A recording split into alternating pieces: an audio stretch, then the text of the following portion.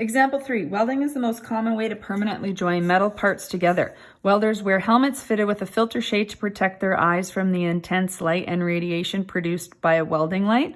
The filter shade number N is defined by the function given here, this equation. T is the fraction of visible light that passes through the filter.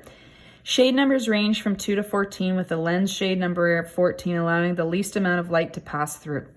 The correct filter shade depends on the type of welding. A shade number of 12 is suggested for arc welding. What fraction of visible light is passed through the filter to the welder is a percent to the nearest 10,000th. So this question, it looks a little overwhelming because there's so many words in there. But really, all of these logarithmic function kind of applications like this are going to just give you a formula to work with, and they identify the variables. So when we go back here, I would most likely reread all of this again, but I'm going to jump to just saying, if this is the N, what does N represent? The filter shade number. So that's a key point. So within my formula, I also have the variable T. T is written here. What's T represent? The fraction of visible light that passes through the filter. What am I looking for? So I continue reading. This isn't giving me information about the shade numbers. It's not really affecting how I'm going to do the question, but I get to the end, a shade number of 12 is suggested. So shade number is N, so that means N is equal to 12. What fraction of visible light? There's my question. So it's asking for what's fraction of visible light? T.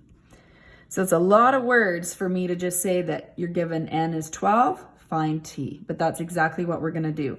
So I've got my formula written here. I normally rewrite this out, but I'm just gonna jump to plugging in 12 for N. And I'm going to solve for T, and then we'll talk about the units and things. So to solve for T, I need to isolate the logarithm. Move the 1 to the other side first. I'm going to subtract 1 from 12, so I get 11.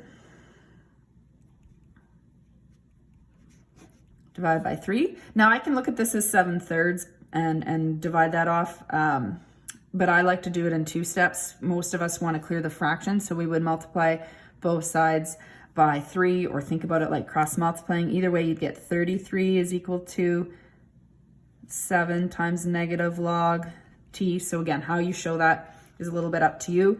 Then I'm going to divide off the 7. So I get 33 over 7 is equal to negative log of T. I still have a coefficient in front. This negative sign means there's a negative 1 in front of the logarithm. I need to divide off the negative 1, which means moving the negative sign to the other side.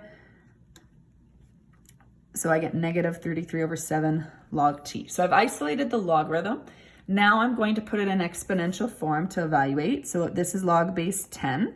So I'm going to go up here. So this is 10 to the negative 33 over 7 is equal to T. Now you need your calculator. So in your calculator, you're going to put 10 to the exponent. A lot of calculators, the exponent button may look like this button right here. It could be an X to the Y button. I've also seen Y to the X button, but those are the 3 most common buttons that you're going to find. Because this is a fraction, you may need to put brackets around it in your calculator. So test that out in your calculator. You'll get 1.93069 times 10 to the negative 5. Now your calculator may put it in scientific notation like mine, or it may just leave it as a decimals. Negative 5 means you would move the decimal 5 to the right. So you'd have 4 zeros in front. These numbers mean the same thing. It does not matter which way you write this. Okay, so that's what our T is. Now let's talk about the units though. It's said to put this as a percent. So to put this decimal as a percent, I need to times that by now 100. And so when I do that, I'm going to get 0, which moves the decimal 2 to the right.